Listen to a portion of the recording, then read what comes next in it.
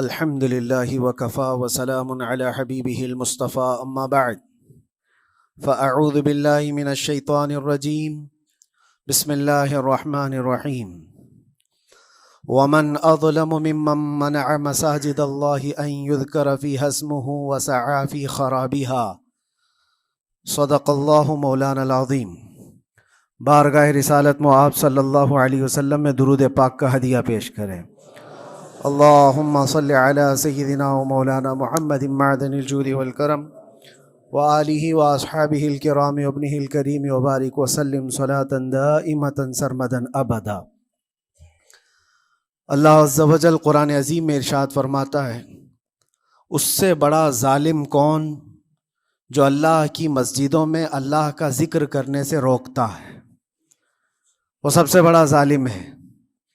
ومن اظلم ممن منع مساجد اللہ، اللہ کی مسجدیں، اللہ کا گھر اس کے ذکر پاک کے لیے ہوتی ہیں، اس کی عبادت کے لیے ہوتی ہیں، اور جو اللہ تبارک و تعالیٰ کے ذکر سے اور اس کی عبادت سے روکے، اللہ قرآن میں فرماتا ہے وہ سب سے بڑا ظالم ہے۔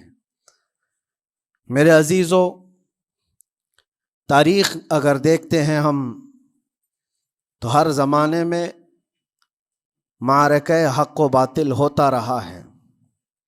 باطل طاقتیں ہمیشہ یہ چاہتی ہیں کہ اللہ کے ذکر کو روکیں، کیونکہ طاغوت شیطان جس کا ذکر قرآن میں ہے وہ ہمیشہ سے یہ چاہتا رہا ہے کہ اللہ کا ذکر کرنے والوں کو روک دیا جائے، کیونکہ اس نے اللہ تبارک و تعالیٰ سے یہ وعدہ کیا، چیلنج کیا تھا، لَأَقْعُدَنَّ لَهُمْ صِرَاطَكَ الْمُسْتَقِيمِ، اے رب میں تیرے سیدھے راستے پر بیٹھ جاؤں گا، ثُمَّ لَآتِيَنَّهُمْ مِنْ بَيْنِ أَيْدِيهِمْ وَمِنْ خَلْفِهِمْ وَعَنْ أَيْمَانِهِمْ وَشِمَائِلِهِمْ، اور میں اس سیدھے راستے پر جو بھی گزرے گا اس کو کبھی سامنے سے آ کر بہکاؤں گا، کبھی پیچھے سے آ کر بہکاؤں گا، کبھی دائیں سے کبھی بائیں سے۔ اور اللہ تبارک و تعالیٰ سے شیطان مردود یہ کہتا ہے، وَلَا تَجِدُ أَكْثَرَهُمْ شَاكِرِينَ، تو تیرے بندوں میں شکر گزار بندے نہیں پائے گا۔ مطلب یہ ہے کہ ابلیس لعین مسلسل یہ کوشش میں ہے کہ اللہ تبارک و تعالیٰ کے بندوں کو اس کے ذکر سے دور کرے، اس کے شکر سے دور کرے۔ آج بھی وہ کیفیت ہم دیکھتے ہیں کہ سب سے زیادہ اللہ کے ذکر سے روکنے کے لیے جو شیطانی طاقتیں کوشش کر رہی ہیں، مگر میرے عزیزو یہ تمہارا امتحان ہے، تمہارا امتحان ایسا کہ کبھی یہ مت سمجھنا کہ تم خالی ہو، کیونکہ قرآن پاک اللہ تبارک و تعالیٰ 21ویں پارے میں فرماتا ہے، احسب الناس ان یترکوا ان یقولوا آمنا وہم لا یفتنون، کیا لوگ یہ گمان کر کے بیٹھے ہیں کہ وہ ایمان لے آئے تو ہم ان کو آزمائیں گے نہیں، یا ان کو چھوڑ دیا جائے گا؟ جو ایمان لایا ہوا بندہ ہے وہ آزمایا جائے گا۔ ایمان اگر تمہارے پاس ہے تو تمہیں امتحان سے بھی گزرنا ہی ہوگا۔ یہ ایمان کسی حلوہ پراٹھے کا نام نہیں ہے، کھا کر کے مست نیند سو جائے، پھر اسے اس دار فانی میں، اس دنیا میں امتحانات سے گزار کر کے اپنے ایمان کی کسوٹی کو دکھانا ہوگا۔ اسی لیے قرآن یہ بھی کہتا ہے کہ تمہیں کیسے کیسے آزمایا جائے گا، وَلَنَبْلُوَنَّكُمْ بِشَيْءٍ مِّنَ الْخَوْفِ وَالْجُوعِ وَنَقْصٍ مِّنَ الْأَمْوَالِ وَالْأَنفُسِ وَالثَّمَرَاتِ، ہم تمہیں آزمائیں گے کبھی بھوک سے، کھانے کی قلت سے، اور کبھی خوف سے، ڈر آئے گا تمہارے پاس، اور پھر اللہ تعالیٰ فرماتا ہے کبھی مال و دولت کی کمی سے، وَنَقْصٍ مِّنَ الْأَمْوَالِ وَالْأَنفُسِ، کبھی لوگوں کی جان چلی گئی ہو، کثرت سے تمہارے عزیز مر گئے، یہ بھی آزمائش ہے، اور پھلوں کی کمی۔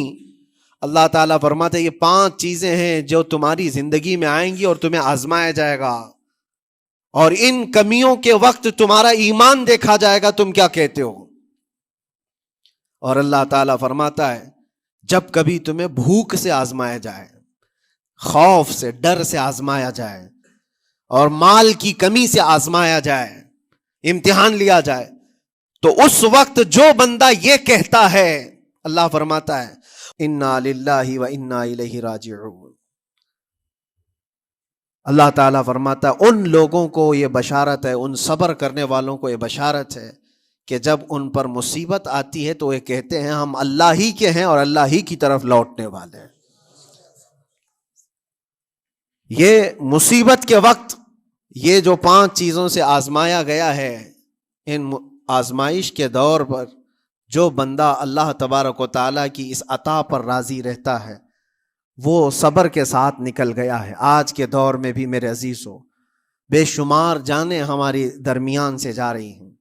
آپ کو اندازہ ہے موت اتنی عام ہو گئی ہے، اتنی عام ہو گئی ہے کہ اب لوگوں کو موت پر کوئی افسوس بھی نہیں ہوتا۔ ہر دن خبریں موت کی سرخیاں چھاپتی ہیں، 100-200 کی موت کوئی معنی نہیں رکھتی۔ آج فلسطین کے نہتے بچوں میں تقریباً 45,000 لوگ سال بھر میں مر گئے۔ 45,000 کوئی تعداد ہوتی ہے کہ نہیں ہوتی؟ اتنی بڑی جانوں کا جو نقصان ہے یہ آزمائش ہے، اور یہ جانوں کے ذریعے سے آزمائش تھی۔ مال کی کمی کی آزمائش تو ایسی ہے، ملک شام، یمن، بہت سارے ایسے ٹوٹے پھوٹے علاقے، عراق، جہاں پر لوگ کھانا اور دوائیوں سے جوجھ رہے ہیں اس طرح سے کہ وہ گھاس کھانے پر مجبور ہیں۔ بہت سارے ایسے علاقے جہاں پر چھوٹے بچے پھینکے ہوئے کچرے میں سے دانے چن کر کے کھا لیا کرتے ہیں، وہ اپنے پیٹ کی اس آگ کو بجھانے کے لیے دانے دانے کے لیے ترس رہے ہیں۔ یہ بھوک کی آزمائش ہے، مال کی کمی کی آزمائش ہے، جانوں کی آزمائش ہے۔ عزیزان گرامی وقار، اور پھر خوف کے ذریعے سے جو آزمائش ہے وہ ہم دیکھ رہے ہیں آج۔ خوف ظالموں کے ذریعے سے تم پر مسلط کیا جائے گا۔ ہر آدمی ڈرا سہما ہوا، ہر آدمی اپنے اندر ایک ڈر لیے بیٹھا ہے کہ نکلوں گا تو کیا ہو جائے گا۔ ان سب کے درمیان اللہ کی بارگاہ میں سجدہ ریز ہونے کا نام ایمان ہے۔ سب حالات ہوں گے اس طرح سے، اور انہی حالات کے درمیان جو بندہ اپنا سر جھکاتا ہے مولا کریم کی بارگاہ میں وہ ایمان والا ہے۔ آؤ اگر ایمان کی کمال کی مثال دیکھنا ہے تو کربلا کے میدان میں کون کون سی آزمائشیں تھی۔ بھوک کی بھی آزمائش ہے، پیاس کی بھی آزمائش ہے، جان کی بھی آزمائش ہے، خوف کی بھی آزمائش ہے۔ سب چیزیں ایک ساتھ کربلا کے میدان میں آئی۔ رسول اللہ کے گھرانے پر، اہل بیت پر وہ کیسا عظیم امتحان تھا جب وہ 72 لوگوں کا 82 لوگوں کا قافلہ بھوک اور پیاس سے جوجھ رہا ہو، 3 دن سے ان کے اوپر کھانا اور پانی بند ہو، اور ان شہزادوں کے ایمان میں ذرا برابر بھی فرق نہیں آتا۔ نہ ان کے ایمان میں، نہ حوصلے میں، نہ ہمت میں فرق آتا ہے۔ 3 دن کے بھوکے اور پیاسے باطل سے نپٹنے کے لیے کس طرح سے کمر بستہ ہے۔ یہاں تک کہ بھوک کی شدت ایسی تھی کلیجہ منہ کو آئے، 6 ماہ کا بچہ بھی روتے روتے زبان جس کی سوکھ گئی ہو، وہ ماں جو بچے کو دودھ پلاتی ہے اس کے سینے سوکھ چکے ہوں، دودھ ختم ہو چکا ہو ماں کے پستانوں میں، کیسی قلت ہوگی۔ پانی کا ایک قطرہ ان کے گھر تک نہیں پہنچ پاتا، ماں اپنے بچے کو دودھ نہیں پلا سکتی تھی۔ اس سے زیادہ کیا آزمائش تھی؟ یہ بھوک اور پیاس کی آزمائش۔ پھر جانوں کی آزمائش تو ایسی، اللہ اکبر، 56 سال کی عمر کا وہ شہزادہ عالی وقار، سیدہ کائنات فاطمۃ الزہرا کا نور نظر، امام عالی مقام سید الشہداء امام حسین رضی اللہ تعالیٰ عنہ، جب میدان کربلا میں لاشوں کو اٹھاتے تھے، کتنی لاشیں اٹھائی، کبھی بیٹے کی، کبھی بھتیجے کی، کبھی بھانجے کی، کبھی بھائیوں کی، کبھی عزیزوں کی۔ میاں ہم اپنے گھر سے نکلنے والے ایک جنازے کو اٹھاتے ہیں تو 8 دن تک ہمارے اندر سے ہوش نکل جائے۔ کوئی اپنے بچے کو اپنے ہاتھوں سے دفن کر کے دیکھے پھر کیفیت پتہ چلتی ہے۔ امام حسین نے ایک نہیں اپنے لاڈلوں کی لاشیں اس طرح سمیٹی ہیں۔ ان کے جوان بیٹے علی اکبر کو جب شہید کر کے گھوڑے دوڑائے گئے تھے جسم کے اوپر سے، ٹکڑے الگ ہو چکے تھے، اس کو سمیٹتے ہوئے کون بیٹھا ہے؟ رسول اللہ کا نواسا۔ اور 6 ماہ کے بچے کو ہاتھ کے اندر ظالموں نے تیر سے ایسا مارا تھا کہ حلقوم پہ چلا گیا ہو، اور 6 ماہ کے علی اصغر کا خون جب امام حسین کے چہرے پر اچھل جاتا ہو، کسی باپ کے ہاتھ میں بیٹا وفات کر جائے اور پھر وہ لے کر کے خیمے میں آئے اور ادھر سے بلکتی ہوئی ماؤں کو اور بہنوں کو بھی دیکھے، ان میں بھی صبر کی تلقین دے. کبھی کبھار میں سوچتا ہوں اللہ یہ کیسے امتحانات سے گزرا تھا فاطمہ کا لال، کیسے امتحانات سے. بھوک اور پیاس کی شدت الگ، یہ جانوں کی شدت، جانوں کے جانے کا غم الگ، عزیزوں کی لاشوں کو اٹھانے کا بوجھ الگ، پھر اس پر 22,000 کا لشکر جرار سامنے، اس کا خوف لوگوں کے اوپر ڈالا جا رہا ہے. عزیزان گرامی وقار، یہ سب چیزیں کیا امام حسین کے قدموں کو ڈگمگا گئیں؟ کیا ان کے خاندان والوں کو بکنے پر مجبور کر دی؟ کیا انہوں نے سمجھوتے کر کے اپنا سب کچھ بیچ ڈالا؟ ایک خیمے کا بچہ بھی، خیمے کا ایک بچہ بھی امام حسین کا نکل کر کے آیا ہو تو مجھے تاریخ بتا دو. بلکہ تاریخ تو آج یہ کہتی ہے سر داد نہ داد دست در دست یزید حقا کے بنا لا الہ است حسین. سر دے دیا مگر ہاتھ یزید کے ہاتھ میں نہیں دیا. حق تو یہ ہے کہ لا الہ کی جڑ کا نام حسین ہے. آج وہ امتحان قیامت تک کی تمہارے ساتھ ہوتا رہے گا، قیامت تک تمہارے ساتھ یہ آزمائش ہوتی رہے گی، کبھی بھوک سے، کبھی ڈر سے، کبھی جانوں کے نقصان سے، لیکن پھر تمہیں دیکھا جائے گا تم بکتے کتنے ہو، نکلتے کتنے ہو، ہواؤں کے پجاری کتنے ہیں، خواہشات نفس کو ماننے والے کتنے ہیں، اپنے کمفرٹ زون میں جینے کے لیے ایمان کا سودا کرنے والے لوگ کتنے ہیں. یہ آزمائش ہوتی رہے گی. میرے عزیزو، ایمان اس کا نام نہیں ہے کہ تم گھر میں آرام سے بیٹھے رہو گے اور کوئی امتحان نہیں ہوگا. امتحان تو ہوگا، آزمائش تو ہوگی.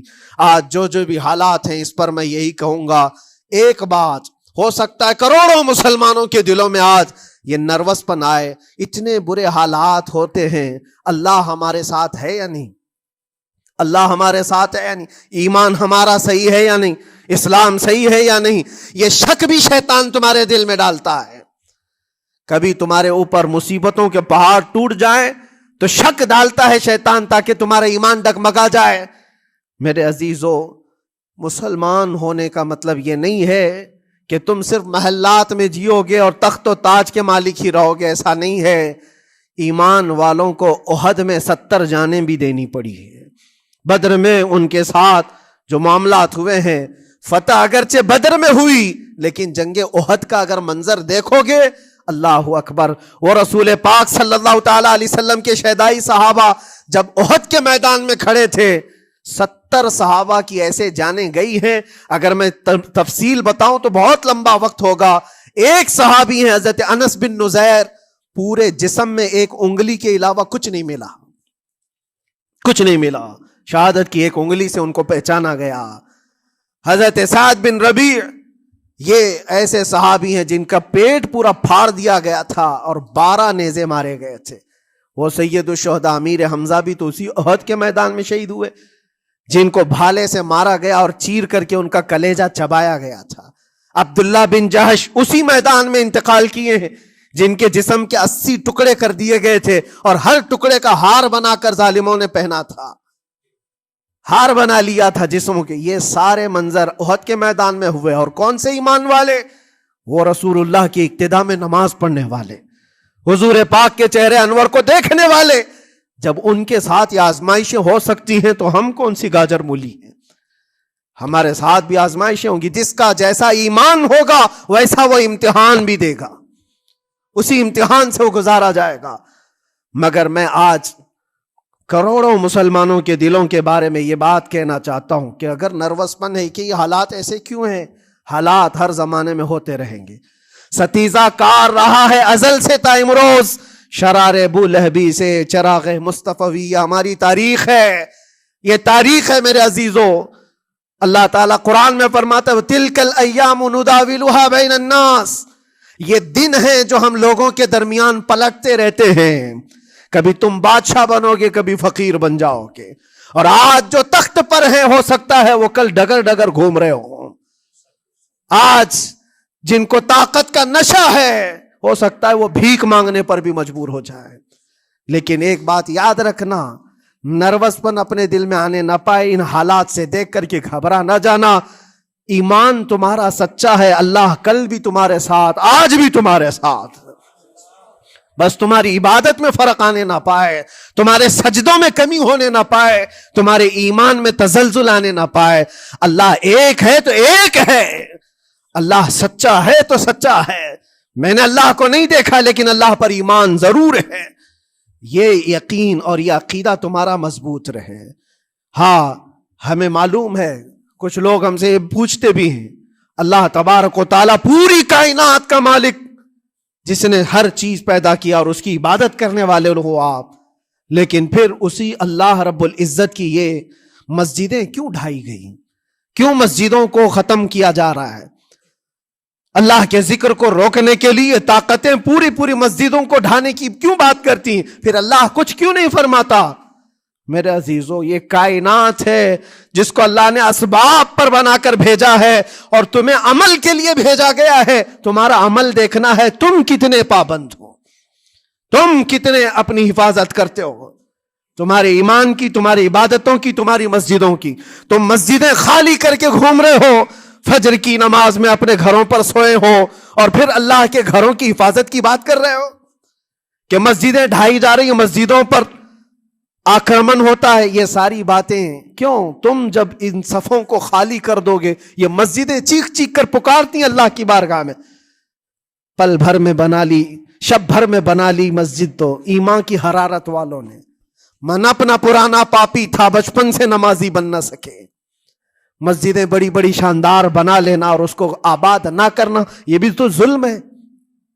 آپ ان مسجدوں کی حفاظت کی جو بات کر رہے ہیں، ان مسجدوں کی حفاظت صرف کمیٹیاں بنانے سے نہیں ہوتی، نمازوں سے ہوتی ہے، اس کے اندر تلاوت قرآن سے ہوتی ہے. عزیزان گرامی، اور پھر یہ بات ان ظالموں کے لیے کہ اگر وہ ہاتھ لگا کر مسجدوں کو اٹھانا پھینکنا اس کو اپنی طاقت کا ذریعہ سمجھتے ہیں تو سمجھ لو تھوڑے دن کی بات ہے. اگر اسی کا نام طاقت ہے کہ عبادت گاہوں کو مسمار کر کے طاقت کے تخت کو بٹھایا جائے، تو یاد رکھنا بڑھتے بڑھتے بڑھتے تمہارا نشہ کہیں تمہیں فرعون نہ بنا دے. اور اگر فرعون بن گئے تو انتظار کرو، اللہ تعالیٰ بڑے بڑے فرعونوں کو صرف پانی سے ہلاک کرتا ہے. بہت بڑے بڑے نمرودوں کو اللہ تعالیٰ مچھر سے ہلاک کرتا ہے. وہ ابرہہ بھی تو آیا تھا جو کعبہ ڈھانے کے لیے آیا تھا، ہاتھیوں کا لشکر لے کر آیا تھا، جس کا ذکر قرآن پاک میں الم تر کیف فعل ربک باصحاب الفیل. اے محبوب، کیا آپ نے نہیں دیکھا ہاتھی والوں کے ساتھ اللہ نے کیا معاملہ کیا؟ پورا ہاتھیوں کی فوج لے کر آیا تھا کعبے کو ڈھانے کے لیے. ہوا کیا؟ کعبہ کو ڈھانے کے لیے اتنی خطرناک فوج تھی اور مکہ والوں میں لڑنے کی اتنی طاقت نہیں تھی. اللہ کریم نے ابابیل چڑیوں کی ایک فوج کو بھیجا. ہاتھی کہاں اور چڑیا کہاں؟ کوئی مقابلہ ہوتا ہے؟ کوئی مقابلہ ہے؟ تصور میں نہیں آتا. لیکن رب تبارک و تعالیٰ کا ایک دستور ہے، بڑی بڑی طاقتوں کو چھوٹی طاقتوں سے ہلاک کرتا ہے. چھوٹی چھوٹی سی چڑیاں ہیں، ایک ہاتھ میں تمہارے آ جائے، ایک چونچ میں اور دو پاؤں میں کنکریاں لے کر آتی تھی، اوپر سے صرف وہ کنکریاں گراتی، ہاتھیوں کے پیٹ پھٹ جاتے اور آگ لگ جاتی تھی. اللہ تبارک و تعالیٰ کی طاقت کا یہ مشاہدہ، قوت کا ایک ہلکا سا اظہار جو مکہ کی ان وادیوں میں ہوا منا، اور اللہ تعالیٰ فرماتا ہے فَجَعَلَهُمْ كَعَصْفٍ مَأْكُولٍ. اللہ نے ان کو ایسا کر دیا جیسے کھائی ہوئی مرغی ہوتی ہے، نوچ نوچ کر کے کھا کر چھوڑی ہوئی مرغی ہو. پوری فوج کی حالت ایسی ہو گئی تھی. کعبہ مکرمہ کو ڈھانے کے لیے آئے، تب اللہ تبارک و تعالی ظالموں کو کس طرح سے نیست و نابود فرمایا. ہمیں یقین ہے میرے عزیزوں، اللہ تبارک و تعالی وہ ابابیل بھیجنے والا مولا آج بھی زندہ اور ہمیشہ زندہ رہے گا. وہ حی اور قیوم ہے، ہمیشہ سے زندہ ہے اور ہمیشہ زندہ رہے گا. لیکن تمہارا امتحان ہوتا رہے گا، تمہارا امتحان ہوتا رہے گا. اللہ کے نبی صلی اللہ تعالی علیہ وسلم کے لیے مدد آئی ہے تو اس کا مطلب یہ نہیں ہے کہ وہ صرف بیٹھ کر کے مدینے میں دعائیں کرتے تھے؟ نہیں، عمل کے میدان میں اترے بھی ہیں۔ صحابہ نے بھوک اور پیاس برداشت کی ہے، کتنے کتنے دنوں تک وہ ایک کھجور پر پورا دن گزارتے تھے، پیوند لگے کپڑے۔ حضرت ابو ہریرہ فرماتے ہیں ہم تو ایک جنگ سے ایسے واپس آئے تھے کہ ہمارے پاؤں کے پورے ناخن اکھڑ گئے تھے، پاؤں کے ناخن اکھڑ گئے۔ خندق کے میدان میں خود نبی پاک صلی اللہ علیہ وسلم اپنے ہاتھوں سے خندق کھودتے رہے، اور پیٹ پر پتھر باندھنا، یہ سب مشقتیں، سٹرگل کیا ہے۔ پھر اللہ سے یہ دعا کیا مولا تو اپنی مدد بھیجتے، تو اپنے رحم و کرم کی بارشیں برسا، اور ہم یہاں مست کھا پی کر کے پھر دعا کرتے ہیں مدد آ جائے۔ تم نے محنت کون سی کی، کون سی مشقت کی؟ میرے عزیزو، اگر محنت و مشقت میدان میں اتر کر کرنے کا موقع نہیں ہے تو عبادتیں تو کرو اپنی پوری، اپنی نمازیں تو کمپلیٹ کر لو، اور اللہ کو راضی کرو۔ اپنے گناہوں سے اگر وہ غضبناک ہے تو توبہ کرو۔ اور جاتے جاتے یہ بات بھی میں عرض کروں گا کہ آج جن لوگوں کو ایسا لگتا ہے کہ یہ کھیل تماشا ہے، ایک بات یاد رکھنا، کسی مسجد کے ختم ہو جانے سے یا مومن کے کسی کے ہار جانے سے ایمان کبھی ہارتا نہیں ہے، ایمان ہمیشہ جیتتا ہے۔ تھوڑی دیر کی تکلیف تو مومن کو ہو سکتی ہے، لیکن اس کے ساتھ ایمان ہے تو ہمیشہ سر بلند ہے۔ اس سے بڑی کوئی کامیابی کیا ہے؟ ہم نے دیکھا ہے کربلا کی تاریخ میں جیتا کون ہے؟ دنیا کی نظر میں، اس وقت کی میڈیا کی نظر میں، اس وقت کے جو کتے ہوں گے ان کی نظر میں یزید جیتا ہوگا، لیکن قیامت تک ہر مومن کہتا ہے بادشاہ است حسین، بادشاہ است حسین۔ ایمان کی جیت ہمیشہ ہے، اگرچہ وہ ٹکڑوں میں بدل جائے، اگرچہ وہ 1000 ٹکڑوں میں ہو جائے۔ آج بھی پھریرا لہرا رہا ہے تو حسین اعظم کا لہرا رہا ہے۔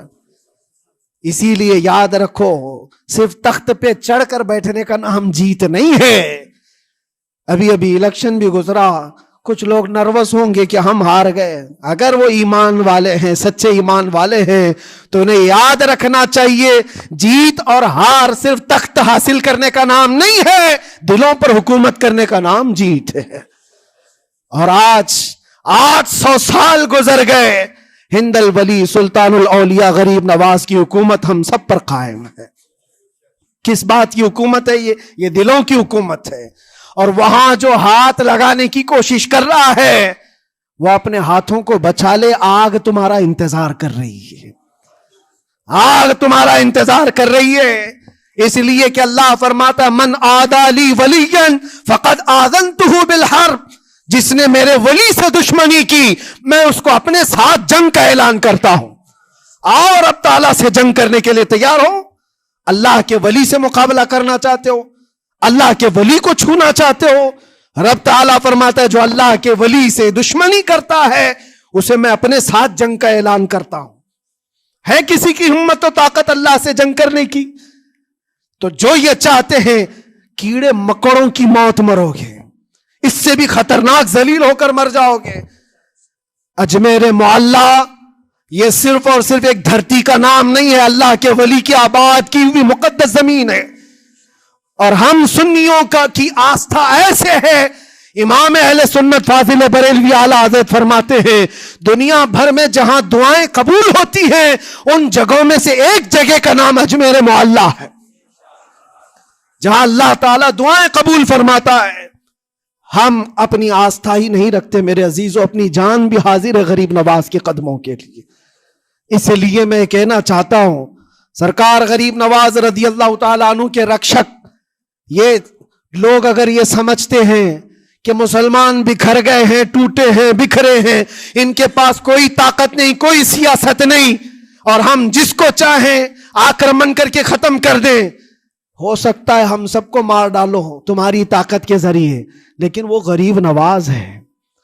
اپنے باپ داداؤں کی تاریخ یاد رکھنا، پوچھنا، جو غریب نواز کو اٹھانے کی کوشش کیا اٹھ گئے ہیں، اور وہ دھرتی پہ آج بھی آباد ہے۔ انشاءاللہ قیامت تک اجمیر معلیٰ چمکتا رہے گا۔ سرکار غریب نواز رضی اللہ تعالیٰ عنہ کے آستانے سے جو فیض بٹتا ہے، اپنے اور غیر سب وہاں سے فائدہ اٹھاتے ہیں، سب لوگوں کو برابر فائدہ اٹھایا جاتا ہے۔ اسی لیے میرے عزیزو، یہ آزمائشوں کے دور میں میری صرف ایک ہی گزارش ہے، اپنا ایمان مضبوط کرو، اپنا ایمان مضبوط کرو۔